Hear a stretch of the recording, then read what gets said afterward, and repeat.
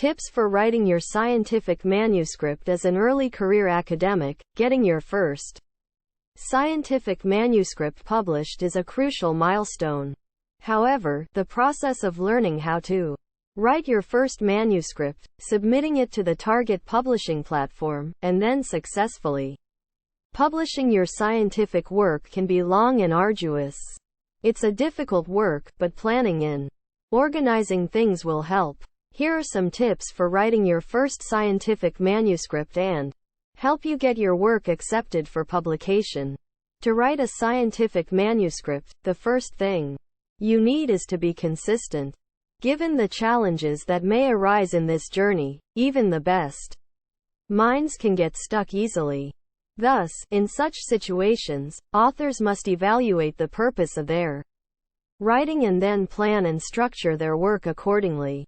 Researchers write manuscripts to share their original ideas and recent discoveries with both the scientific community and the general public. Even though manuscripts have a strict format and structure that needs to be followed in order to get accepted for publication, there is still room to create an appealing story that communicates science while still being fun to read. Here are a few tips to help you get started with writing your first scientific manuscript. 1. Select a topic in the right journal. Although you may begin writing your manuscript with one topic in mind, it may deviate from the initially thought idea or concept. It is possible to get confused after collecting the data, and you may not be satisfied with the topic in earlier days. This first stage may be an iterative process for all of these reasons and more. However, to avoid this obstacle, list down a few titles first and later decide which one to proceed with. Step 1. It is recommended to begin the process by collecting data from different researches, books, internet platforms, other resources that deem ideal for your topic of interest. Step 2. Then think about who would be most interested in that idea and select the proper target journal. Step 3. Be clear with your concepts and topic whilst searching for the right journal. Furthermore, you must consider your audience too. 2. Familiarize yourself with journal guidelines. Once you've decided on a journal, check their submission guidelines. It is better to always refer to journal guidelines, as journals may revamp their guidelines to streamline the submission and article processing for authors as well as editors. These guidelines are comprehensive and hence can be a time-consuming process. However, being thorough with it will save you a lot of time and effort later during the review process, and also save your manuscript from getting rejected in the screening process. 3. Start writing your manuscript. You can begin writing once you've confirmed that your manuscript falls within the scope of the journal. Don't wait until your research is over to start writing, taking notes and documenting everything while you're still in the lab or out in the field. Begin with writing the methods section as you conduct the study. You can even make dummy tables with column and row titles. All you have to do now is insert the values into the relevant cells as your data comes in.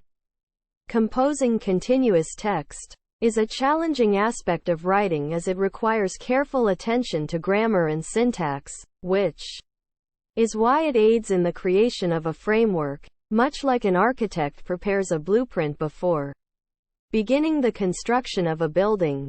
Outlining will help you organize your work logically, which is critical in writing a manuscript.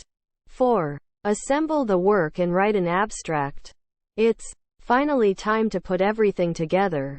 Examine the entire manuscript to ensure that the sections are correctly connected and you're not missing anything important. Add any missing transitions and fill up gaps.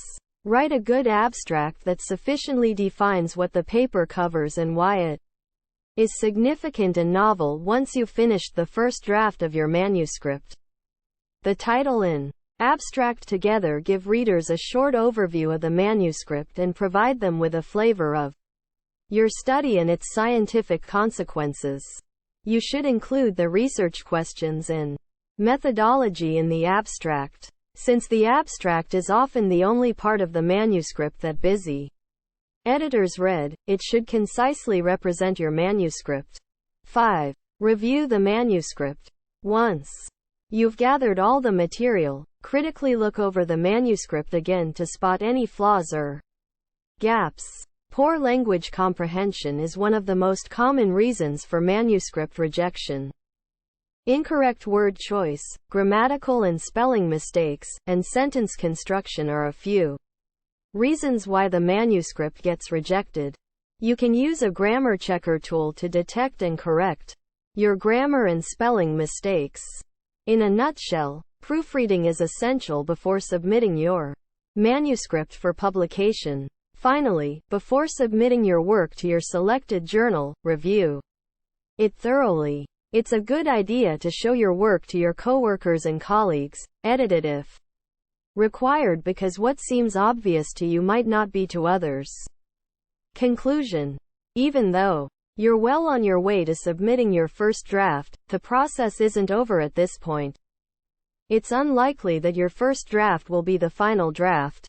Many more steps remain, such as communicating with co-authors and editors, preparing a cover letter, navigating online submission portals, and responding to reviewer feedback.